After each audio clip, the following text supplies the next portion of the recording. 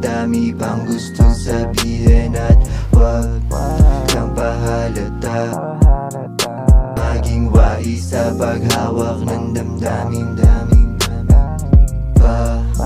Lagi na lang bang mananahimik kahit na madami pang gustong sabihin at wag kang pahalata. Maging wais sa paghawak ng damdamin. Hindi makikilala pag nakita ang kulo na tinatago sa loob. Wag mo na nga alamin o kaya nga tangkain, pansilipin. Masyadong madilim at baka di mo mapansin at mahulog sa bangin na hinubog ng nakaraan. Kahit naguguluhan ang batang ako, discarding na lang ng ano. Tamang naman ako lang ng sandali. Kaumay nga sa bahay, di ako mapakali. Kaya halos kalimitan makikita sa labas na ang bahay mo. Lumapit ka naman, ano kaya makwentong may kabuluhan. Hindi umiimik pero ang katawan, mas maganda ang pag-usapan kung ganyan.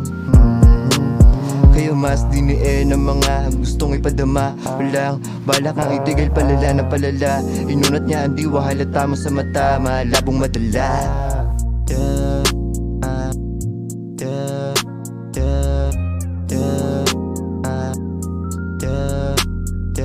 Bagay akin na lang binitawan, para akin lang mapangawakan. Mga binitawan ko na salita, ayoko na ako'y puro lang dada.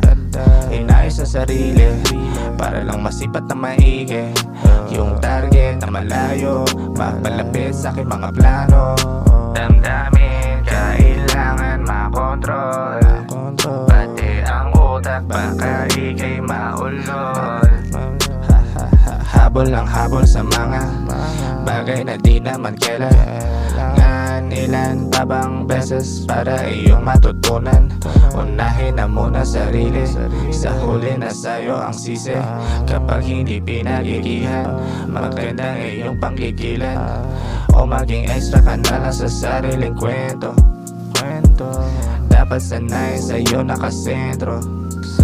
Libro ng buhay mo na kinatha. Huwag mapapala mo sa salita ng mga tao, puro na dada.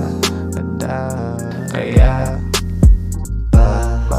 lagi na lang bang mananahimik kahit na madami pang gustong sabihin at wag kang pahalata. Maging wais sa paghawak ng damdamin. Lagi na lang bang mananahimik kahit na madami pang gustong sabihin at